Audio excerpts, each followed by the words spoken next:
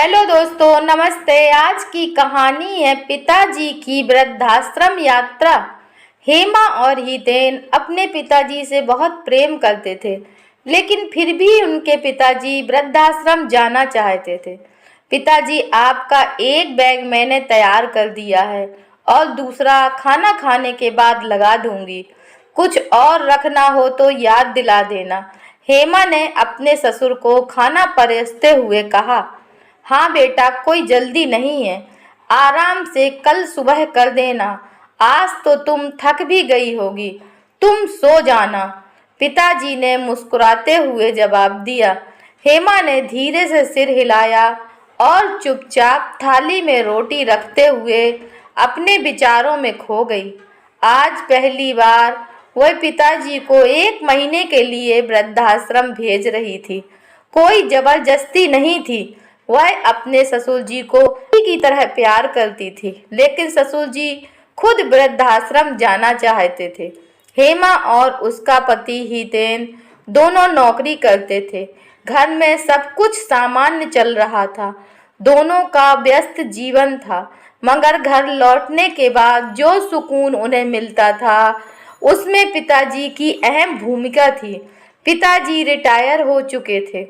अब वह ज़्यादातर समय किताबें पढ़ते, बगीचे में पौधों को पानी देते या अपने पुराने दोस्तों से मिलने चले जाते।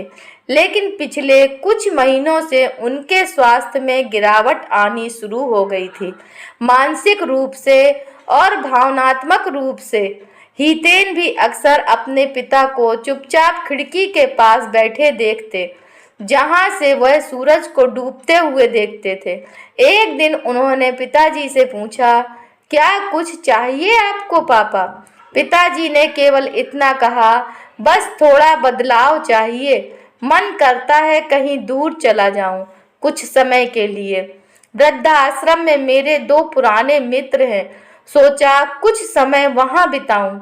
यह सुनकर हेमा और हितेन दोनों हक्के बक्के रह गए। क्या पिताजी अब घर से ऊब गए हैं? क्या हमसे कोई गलती हो गई? नहीं, ऐसा कुछ भी नहीं है। पिताजी ने मुस्कुराकर कहा, बेटा, ये निर्णय तुम लोगों के बोझ को कम करने के लिए नहीं है। मैं खुद को फिर से खोजना चाहता हूँ। थोड़ा समय चाहिए बस। हेमा ने बहुत समझाया। पिताजी, यह घर आपका है, आप कहीं नहीं जाएंगे। मगर पिताजी अपनी बात पर अड़े रहे। मैं वहां रहकर देखूंगा कि क्या अब भी मैं उस जीवन का हिस्सा हूँ जहाँ सिर्फ उम्र नहीं, अनुभव भी गिना जाता है। हेमा बड़ी मुश्किल से मानी, मगर एक शर्त पर। पिताजी को हर हफ्ते वीडियो कॉल करना होगा और रोज एक बार हेमा से बात करनी होगी। आज शाम हेमा ने खुद पिताजी का बैग पैक किया था। पुराने ऊनी स्वेटर, उनका पसंदीदा ब्लैक डायरी, कुछ किताबें और चश्मा, साथ में एक छोटा सा रेडियो जो पिताजी को रात में सुनना अच्छा लगता था। पिताजी, आपकी दवाइयाँ कौन सी ले जानी है? हेमा ने पूछा। डॉक्टर की दी हुई, और बस वही जो तुमने लिस्ट बनाई थी। सब रख दिया है क्या? जी पिताजी, सिर्फ खाना खा लीजिए, फिर बाकी चीजें देख लीजिए। रात को सबने साथ में खाना खाया। माहौल सामान्य था, लेकिन हेमा की आंखें बार बार नम हो जाती थी। पिताजी ने हल्के मजाक से सबका मूड हल्का करने की कोशिश की। बहू, वृद्धाश्रम में अगर कोई तुम्हारे जैसा खाना बना दे तो समझ लेना जन्नत मिल गई। हेमा मुस्कुरा दी। पिताजी, आपने आज फिर से मजाक कर दिया। जब हेमा इस घर में नई नई आई थी तो सबसे पहले पिताजी ने ही उसे अपनाया था। शादी के बाद के वह कठिन दिन, जब सब चीजें अजनबी लगती थीं, तब पिताजी की एक मुस्कान हेमा को राहत देती थी। बेटा, अगर कभी कुछ कहने का मन करे तो याद रखना, मैं केवल ससुर नहीं, एक पिता भी हूँ। यह शब्द आज भी हेमा के दिल में गूंजते हैं। आज उसी पिता को वह अपने हाथों से 1 महीने के लिए विदा कर रही है। सुबह जल्दी हेमा ने पिताजी को चाय दी और उनका दूसरा बैग भी तैयार कर दिया। हितेन ने कार स्टार्ट की। वृद्धाश्रम शहर से बाहर एक हरियाली वाले इलाके में था, शांत, सुकून भरा और हर जरूरत की सुविधा से सुसज्जित। रास्ते भर पिताजी खिड़की से बाहर देखते रहे, कभी कभी हेमा की तरफ देखते और हल्का मुस्कुरा देते। बेटा, जरा रुकवाओ गाड़ी, वह पेड़ देखो, वही तो है जहां मैं कॉलेज के दिनों में बैठा करता था। हेमा ने देखा, एक पुराना पीपल का पेड़। पिताजी की आंखों में चमक आ गई थी। वृद्धाश्रम एक सुंदर जगह थी। वहां पहले से मौजूद बुजुर्गों ने पिताजी का स्वागत किया। हेमा ने उनका कमरा देखा तो राहत की सांस ली। हर चीज साफ सुथरी और व्यवस्थित थी।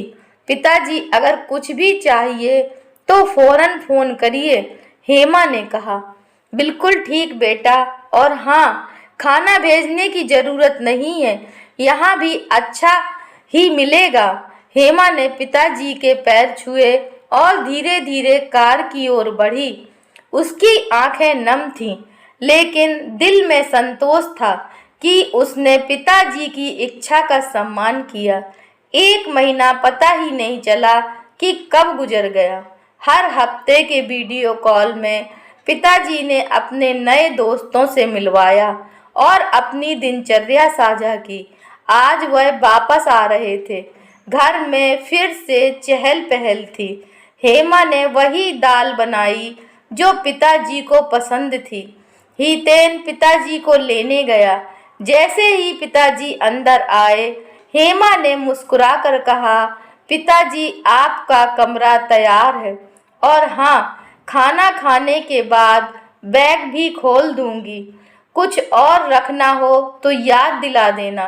पिताजी ने मुस्कुराकर कहा, हाँ बेटा, कोई जल्दी नहीं है। आज तो तुम थक भी गई होगी, आराम कर लो। लेकिन एक बात है। क्या पिताजी? अब मुझे कहीं और नहीं जाना।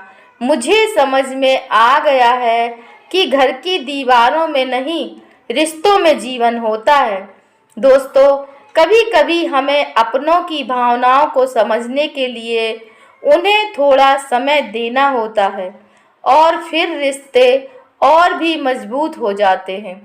अगर यह कहानी आपको पसंद आई है तो कृपया लाइक कीजिए, शेयर कीजिए, और चैनल पर नए हैं तो कृपया चैनल को सब्सक्राइब कीजिए। धन्यवाद।